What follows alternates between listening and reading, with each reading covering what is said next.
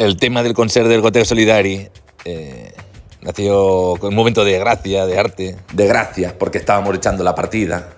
Después de la paella de Germanor, la peña la barrecha, la limonaeta, la peña la bestia con nuestra copita.